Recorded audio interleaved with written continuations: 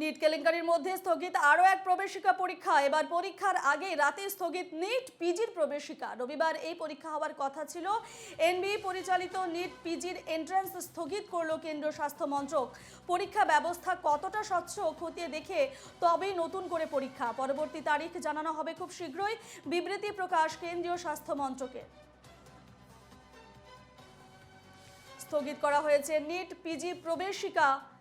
NEET কেলেঙ্কারির মধ্যে স্থগিত আরও এক প্রবেশিকা পরীক্ষা। এবার পরীক্ষার আগের রাতে স্থগিত নিট পিজির প্রবেশিকা। রবিবার এই পরীক্ষা হওয়ার কথা ছিল।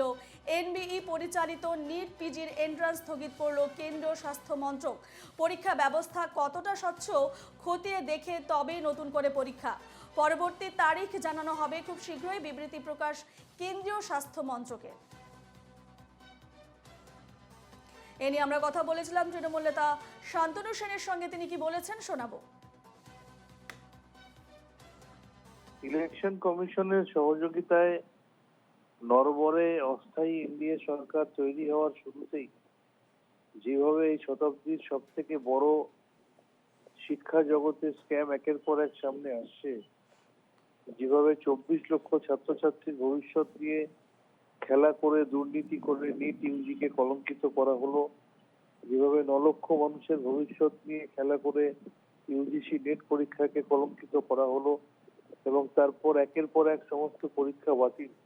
এবং আজকে নিট পিজি অর্থাৎ পোস্ট গ্রাজুয়েট এন্ট্রান্সের পরীক্ষা ছিল, সেটাও আগের দিন রাতে বাতিল করে সমস্ত ছাত্রদের ভবিষ্যৎকে অনিশ্চয়তার দিকে ফেলে দিল। কেন্দ্রের শিক্ষা দপ্তরকে দায়িত্ব নিতে হবে, প্রধানমন্ত্রীকে দায়িত্ব নিতে হবে। অবিলম্বে শিক্ষামন্ত্রীর পদত্যাগ দাবি করছি এবং সুপ্রিম কোর্ট মনিটর ইনভেস্টিগেশনের মধ্যে দিয়ে দোষীদের চিহ্নিত করে দৃষ্টান্তমূলক শাস্তি দেওয়া হোক, সেই দাবি জানাচ্ছি। নিট কেলেঙ্কারির মধ্যে স্থগিত আরও এক প্রবেশিকা পরীক্ষা। এবার পরীক্ষার আগের রাতে স্থগিত করা হলো নিট পিজির প্রবেশিকা। রবিবার এই পরীক্ষা হওয়ার কথা ছিল, অর্থাৎ আজ এই পরীক্ষা হওয়ার কথা ছিল, কিন্তু এনবিই পরিচালিত নিট পিজির এন্ট্রান্স স্থগিত করলো কেন্দ্রীয় স্বাস্থ্য মন্ত্রক।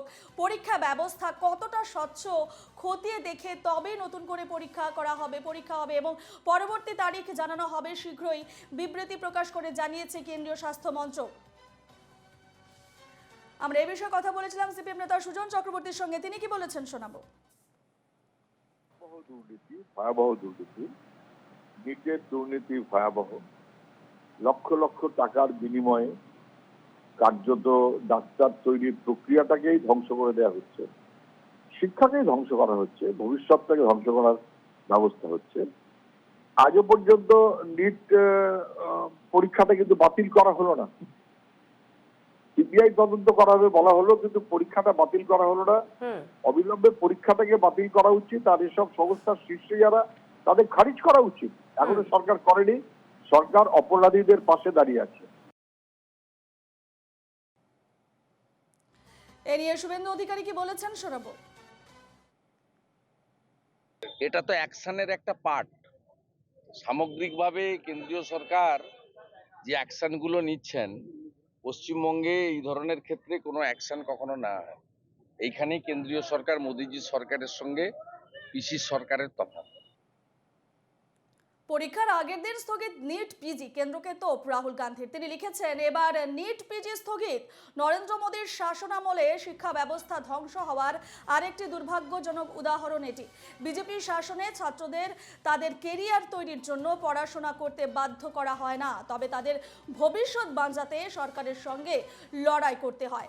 এখন এটা পরিষ্কার, মোদী যিনি প্রতিবার নীরবে শো দেখেন, তিনি প্রশ্ন ফাঁসকারী ও শিক্ষা মাফিয়ার সামনে সম্পূর্ণ অসহায়।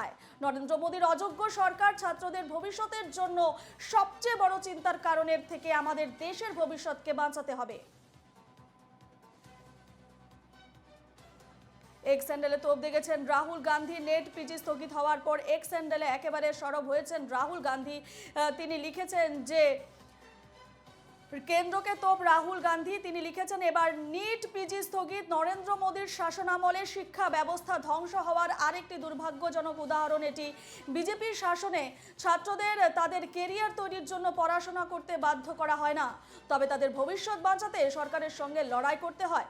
এখন এটা পরিষ্কার যে মোদী, যিনি প্রতিবার নীরবে শো দেখেন, তিনি প্রশ্ন ফাঁসকারী এবং শিক্ষা মাফিয়ার সামনে সম্পূর্ণ অসহায়।